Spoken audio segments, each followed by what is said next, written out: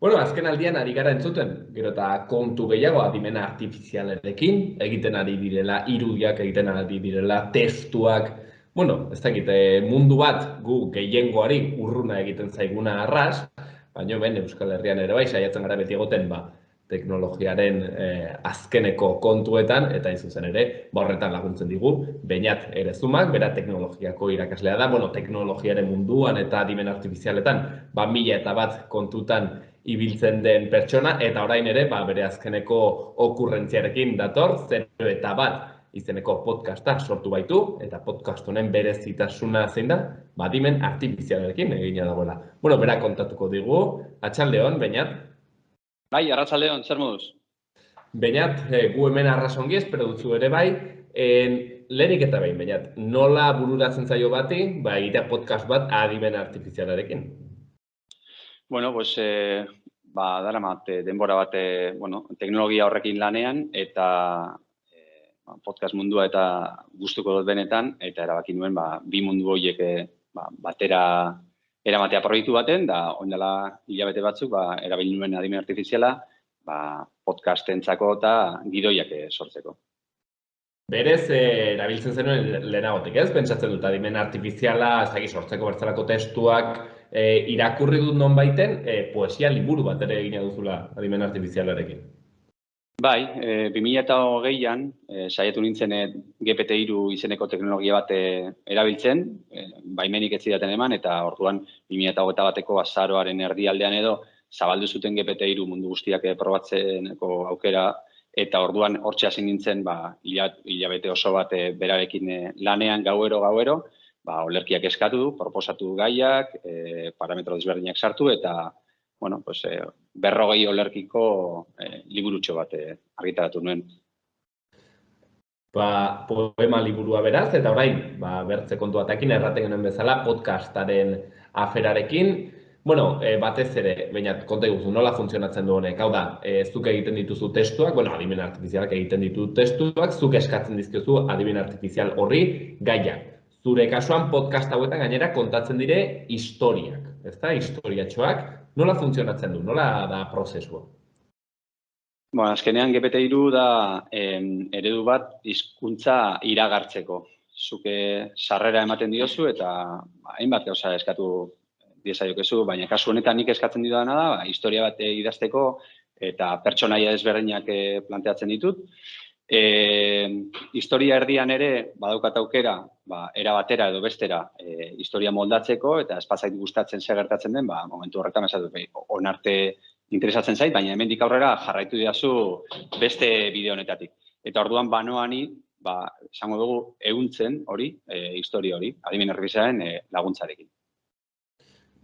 Hor, zaila da erratea, zenbat du zuk eginetik eta zenbat du adimen artifizialetik, zen, karo, azkenan zuk planteatzen baina pertsonaia, eta gero ere joaten zara moldatzen, ez dakit, zer egiten du zure ustez adimen artifizialak kasu honetan? Nik uste portzentaia handiena berarena da, 95% esango nuke berarena dela. Nik pertsonea planteatu alditut, egoerak planteatu alditut, baina hori bi esaldirekin ja nahikoa da, eta gero hitz egiten gaude, ez dakit, 5-6 minutuko historiak sortzen dizkizula, eta eramaten zaitu bide batzuetatik espero ez dituzunak, eta entzun baduzue podcasteko historiak eta ez dakit, batzutan oso surrealistak dira, beste batzutan oso barregarriak eta lan gehiena berak egiten du, Zu planteatzen diozu eraz hor pertsonaia horiek, esaldi pare bat, eta pentsatzen dut segidoan egiten dola, ez? Testu hori momentu batean egiten du, edo behar du ez egiten bona bat hor gizaki bezala egoteko buruari bueltaka. Ez, segundutako gauza da. Zu gainera irakurri aldozu, bera idazten dagoen bitartean jarraitzen duzu historia, zu ere sortzen dabilen bitartean irakurtzen zoaz zer sortzen duen. Segundutako gauza da, bai. Zuzentzen dituzun gauzak normalki ze modukoak izaten dire? Beitu, olerki liburua egin nuenean, argitaratuta dagoen olerki bakoitzeko, agian 15-20 edo 25 olerki irakurtzen dituen. ez zitzaizkidan gustatzen. Edo ez zidaten arreta deitzen, eta agian ondo zeuden, baina niri pertsonalki, ez zidaten ezer esaten. Kasu honetan ere horrela jokatzen dut. Hau da, ez dut argitaratzen lehenengo gidoia. Probak egiten noa, eta esaten duan, honek arreta deitzen dit, hau hartu, eta gehienetan horrela usten dut. Hau da, gustu kontua da, edo arreta deitzarena, ez da besterik. Hau da, errazagoa da, askotan, errazagoa da, berriro eskatzea, parametro berdinekin historia berri bat, norbera moldatzen hastea baino, errazagoa izaten. Beñat, GPT, ez dakite nola erran duzu, ongi, teknologia hau, GPT-3, nola funtzionatzen du teknologia honek? Zeren azkenean, hoxen, nik uste denek buruan dugun galdera da, nondik demonio ateratzen ditu, burutazio horiek, nondik ateratzen ditu historiak, informazioak? Bai, pentsatu behar duguna da, hau da, 3. belaunaldia, GPT-3 dela. Hau da, hobetzen doa, egon da GPT bat, egon da GPT-2 eta orain GPT-3 dago. Hilabete gutxiren buruan GPT-4 izango da. Gu pentsatu behar duguna, hau dela eredu bat. Pentsatuko dugu guztientzako burmuin bat bezala. Da, burmuin hori elikatu da iturri desberdinetatik. Kasu honetan, 175.000 milioi parametro desberdinetatik. Eta iturriak argitaratuta daude, baina adibidez, portzentaia bat, Wikipediatik hartu du. Eta hori, gauza pixka bat, arazo bat daukaguna guk da, euskarazko testu askorik ez duela irakurri. Orduan, gehiena ingelesez edan du. Hau da, gure burmuin honek, jakintza gehiena edo ingelesezkoa da. Gazteleraz hitz egiten du, errusieraz, edo hainbat hizkuntzatan, japonieraz, eta euskaraz oraindik esango dugu eredu honek ez duela jakintza askorik. Zerbait egiten du, baina hori. Iturri hainbat iturritatik, publikoak diren iturritatik edan du. Orduan, burmuin honek, olerkiak ere, milaka eta milaka olerki irakurri ditu, kasu honetan. Osea, egiten duena da, eta kasu honetan ez literatura egiteko, irakurri, ez dakit, literatura andana bat, eta gero hortik, ez dakit, hartzen du esaldi bat hemendik, bertze bat handik, edo ez dakit, zer da bida aurkitzen duena, patroiak, nola funtzionatzen? Ez du esaldirik kopiatzen, hori bestela plagio izango litzateke, eta kasu honetan badaude beste teknologiak batzuk bai, irudiak sortzeko, testu idatzi eta irudia sortzeko, eta beste burmuin horrek, beste eredu horrek ez du ez dakit, kuadro baten edo irudi baten zati bat kopiatzen eta zuri eskaintzen, baizik eta azkenean datuak saiatzen da interpretatzen eta berak sortzen du burmuin berri bat, eredu berri bat. Hortan datza, ez da kopiatzea eta beste barik, ez da ulertzea testu hau sartun da zer eskegi dezaken edo ze adarretatik joan daiteke. Azkenean, matematika dago horratzean, bai. Zaila baldin bazen ulertzea, gainera matematika baldin bada, oraindik ere zailago. Baina, pentsatzen dut orokorrean ez, guk bezala batean egiten dituena da hartu ideia ezberdinak eta ideia horiek kombinatu, ez? Gertatzen dena da, klaro, kombinazio horiek izaten aldire erabate aleatorioak, baina izan behar dute logika bat gu gizakion beharrei erantzuteko, ez? Eta horrek pentsatzen dut ikasketa prozesu bat duela, ez? Normalki izaten dute adimen artifizialak, nola da kontu? Bai, azkenean zuk datu asko dituzu, baina eredua entrenatu egin behar da. Orduan, datu guzti horiek eredua hori sortzeko ordenagailuren bat egon behar da, datu guzti horiek irakurtzen eta datu horien arteko erlazioak egiten. Orduan, orduak eta egunak eta hilabeteak pasatzen dituzte eredu hori sortu arte. Eta, urrengo burmuin edo eredu hori, GPT-4 delako hori, ibili da azken hilabeteetan sortzen, ordenagailuak egon dira hori lantzen, eta mundu guztia dago, gogo handiarekin jakiteko zer etorriko den, ze GPT-3 baino askoz parametro gehiago erabili du, eta ikusiko dugu zer eskaintzeko gai den. Baina ez dakit, nik uste dute ikusletariko asko, xaloako ikusletariko asko ja probatuko zuen chat GPT, hau da, GPT-3 dekogu, baina GPT laura pasatu aurretik 3.5 atera dute, eta kuriosoa da, nire lankide askok ja erabili dute teknologia munduarekin, harreman zuzena izan ezarren, hau probatu dute, seme-alabengatik edo danakoatek. Eta uste dut, ikusentzuleak gomidatzen ditut, begiratzeko interneten edo, ChatGPT zer dan, eta ChatGPT horreri eskatzeko gozak, adibidez, imaginatu dezagun, oskailua ireki eta ez dakizelako elikagaiak dituzun, da horren arabera egidazu aste osoko menu bat, mesedez. Eta hori egingo dizu. Eta gainera, eskatzen badiozu zenbat, zer gehiago erosi behar duzun da ze kostu izango duen, inongo internetera konektatu gabe, eredu horrek ja eskainiko dizkizu aste osoko menuak eta dena dakoa. Hau da, ez bakarrik olerkia sortzeko, ez bakarrik gidoia sortzeko, baizik eta askoz ere gauza gehiagotarako gai da hau. Horretzen naiz, niri duela aste pare bat lagun batek errantzidan, torri zitzaidan emozionatu eta hau da, kristoin irautza ez dakiz zer, eta bai, galdetu joztu, aldaketa klimatikoa nola erantzun behar zaion, ez?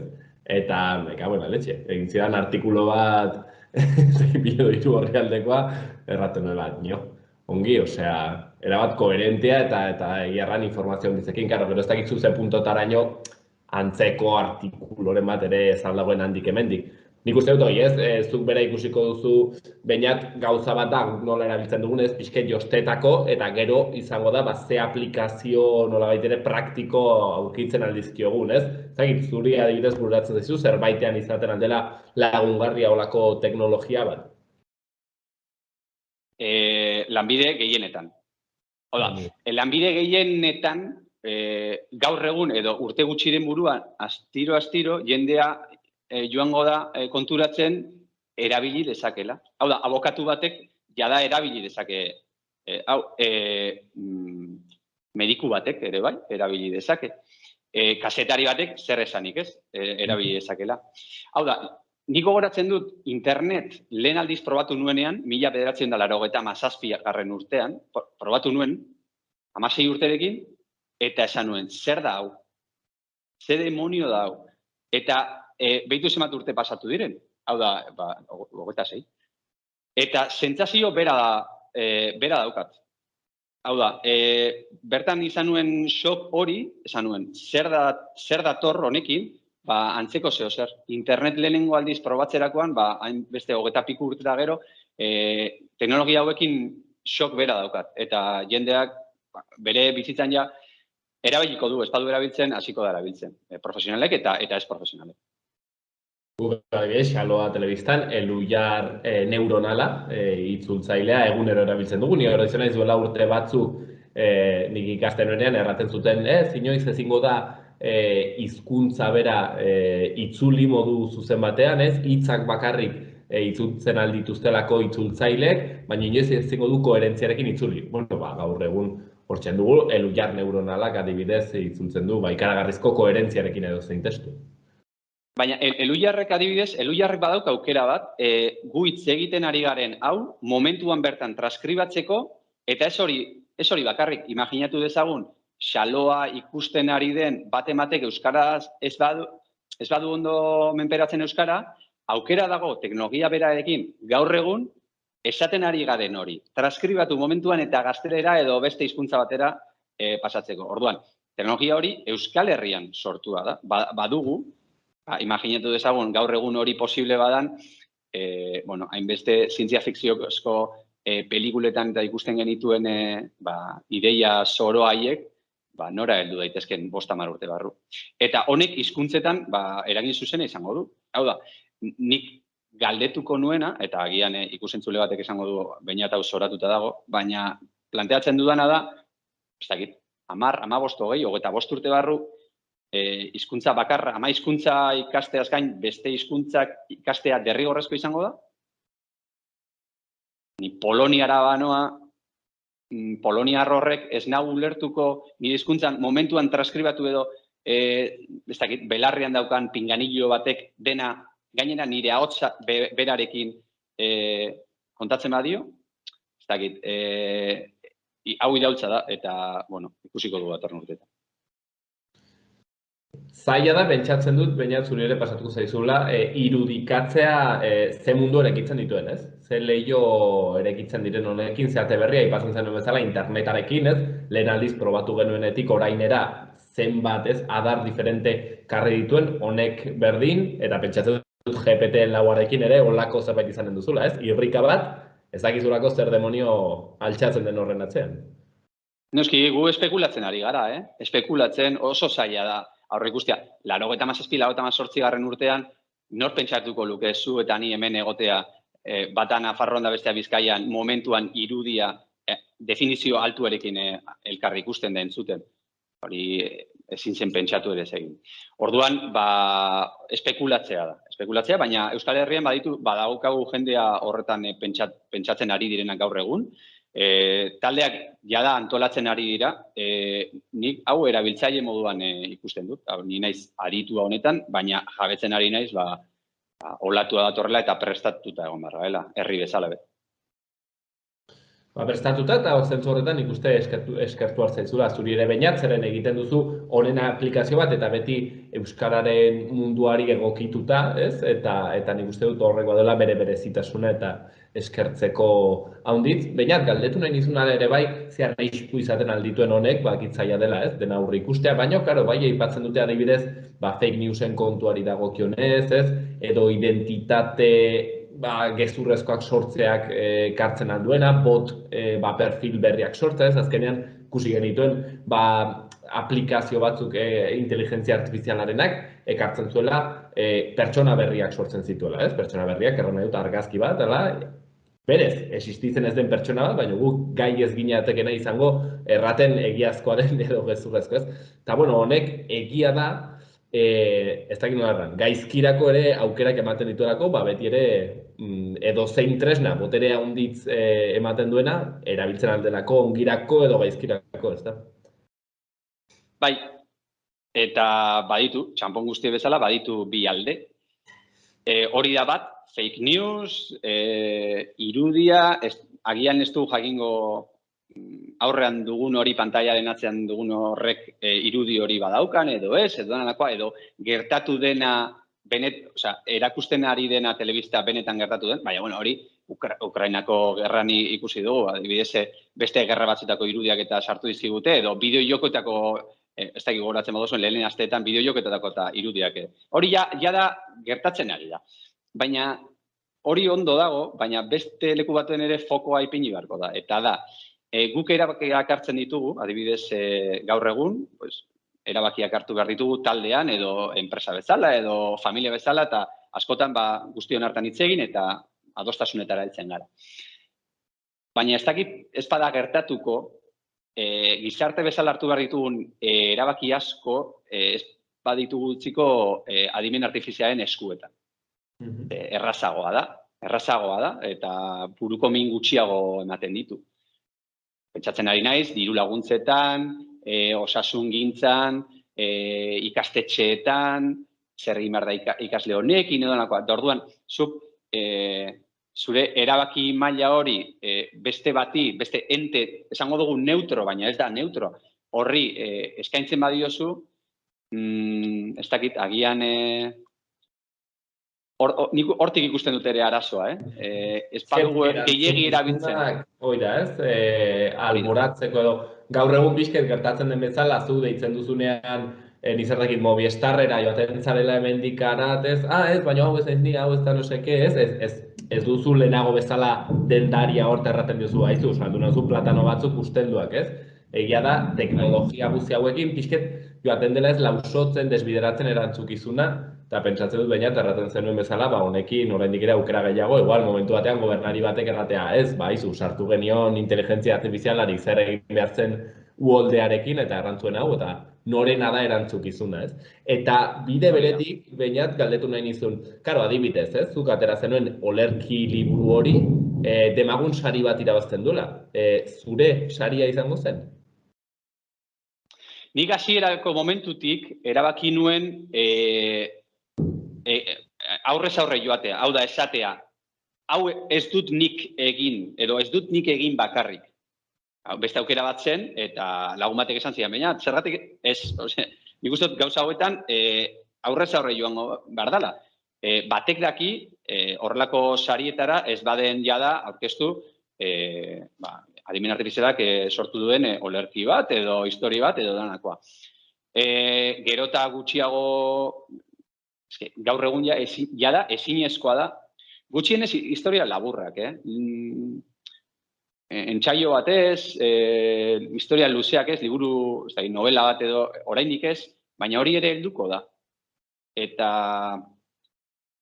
adimen artifizialan, nik aurre ikusten dut urte batzu barru, gai izango dela momentuan bertan, norberak nahi duen liburua sortzeko, edo norbera izango dela idazlea, bere liburuen idazlea. Hau da, nik nahi dut horrelako historia bat, humorez josia, Pirineo aldeatan gertatzen den, hori biziko dugu. Bentsat, biziri bagaude hurrengo urteetan, biziko dugu. Hau da, pertsonalizatua izango da. Da, inork ez du jakingo nork egin duen. Jada ezinezkoa da. Ateratzen dute, teknologia bat, bai, jakiteko hau adimen artifizialak egin badu, edo ez, tekstua bidatzi badu, irudia ezinezkoa da. Borroka hori galdua da.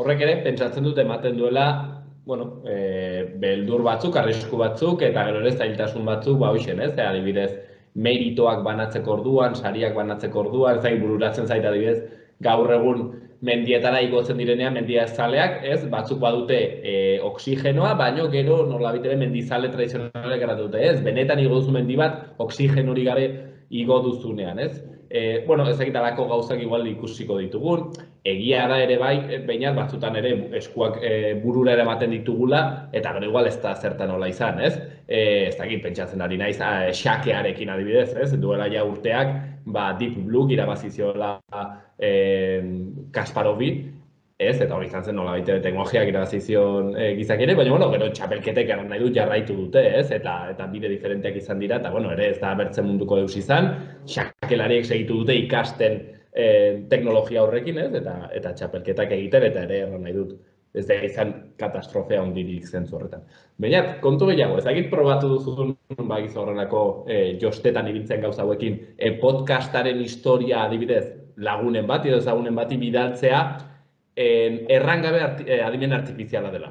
Ea identifikatzen zuten edo ez nolabait ere pertsona batek egina zen edo ez. Claro, igual zu ezagututa, pues, ez da errexea, seguro. Bai, arazoa da, niri kredibilitate guztia galduta daukadala. Argitaratzen dudan, bai, ja susmoa badago, ez da, argitaratzen dudan guztiak, atzean. Baina, adibidez, nire badaukat webgune bat, teknologiaren ingurukoak eta bertan aipatzen ditudana, publizia egingo dugu, berezuma.com, hor, hezkuntzako irakasleentzako eta hor argitaratzen dute, nik egunerokoan egiten dudana eta nire lantxoak. Eta bertan, idazten ditudan artikuluetan, adimen artifiziala erabili badut laguntzeko, bertan aipatzen dut, beti azkenean esaten da, irudi hauek sortu ditu adimen artifizialak, edo testu hau lagundua izan da adimen artifizialekin, edo danakoa. Ez dakit, ez dugu jakingo, benetan, ez dugu jakingo, adibidez, ez dugu jakingo zuek prestatu duzuen gidoi honetan, edo galdegara sortan hau, zuek egin duzuen, edo adimen artifizialak lagundu zaituzten. Orduan, baina ez dut uste horrekin arduratu behar garenik. Beti egon behar dena da, zuen kasuan, kazetari profesional bat, jakiten, egingo adimen artifizialak planteatzen duen galdera horrek ez daukala zentzurik, edo zuek ideiak hartuko dituzu. Eta nik uste laguntzeko izango dela batez be teknologia hau. Laguntzeko izango dela batez be. Hala ere, bainat, pentsatzen duzu, etorkizunean adimen artifizialaren eleberriak irakurriko ditugula, hemendik urte batzuetara? Bai, ez dauka zalantzarik. Ez dauka zalantzarik. Eta batzuentzak, baina existituko dira bai idazleak ez dutenak adimen artifiziala erabiliko. Nola ez? Esan nahi dut, badaukagu IKEA, eta badaukazu, ez dakit, armairu merke bat etxean instalatzeko aukera daukazu, eta oraindik artisauak badaude, altzariak eta egiten, eta esan nahi dut, batak ez du besteak entzen. albidetuko duena da, agian, bakoitzak bere historia sortzea. Baina idazleak egoten jarraituko dira, eta historia sortzaileak, eta kontu kontalariak, eta hori dena mantenduko da. Baina baten batzuek, adibidez, ni bezalakook, ez daukagunek hainbeste irudimen edo, zergatik ez, gure historiak sortzeko aukera izan, eta adibidez, oindela bi asteburu itsua izan zen, edo ez da izagertatu zen, da teknologia hau erabili nuen nire alaba txikiarekin, historia bat sortzeko, eta bideojoku bat sortu genuen, eta esan nion adimen artifizialari, sortu idazu historia bat, parkera joan garela, eta parketik bueltan, panpin bat utzi dugula parken, eta planteatu mesedez, 4 eszenatoki desberdin, nire alabak aukeratzeko.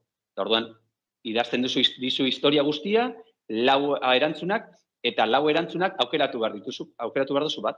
Eta aukera horrek eramango zaitu beste eszenatoki batera, beste 4 aukeragaz, eta pasatu genuen ordu erdi, jolasten, hitz egiten, eta historia bat josten. Zan dut, aukera hori gaur egun badago, eta irudimena erabiltzen duzu, umeak xaxatzen dituzu, eta ez dakit, hor daukazu teknologia, zuk zeuk sortzeko historia. Artista izan barik.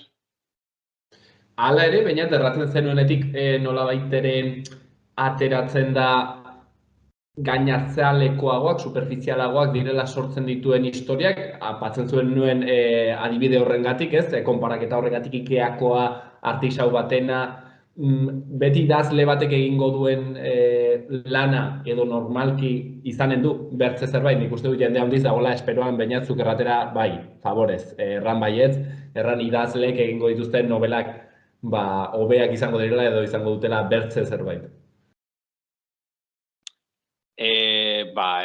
Eske ezin dut, gaur egun bai, gaur egun zalantza barik. Ez dauka zer ikusirik Lander Garroren Faith novela irakurtzea, edo adimen artifizialak niri sortu dizkidan historietak. Eske ez dauka zer ikusirik. Baina etorkizunean ni ez nahi sartzen ezer esatera. Gaur egunean ez dauka zer ikusirik.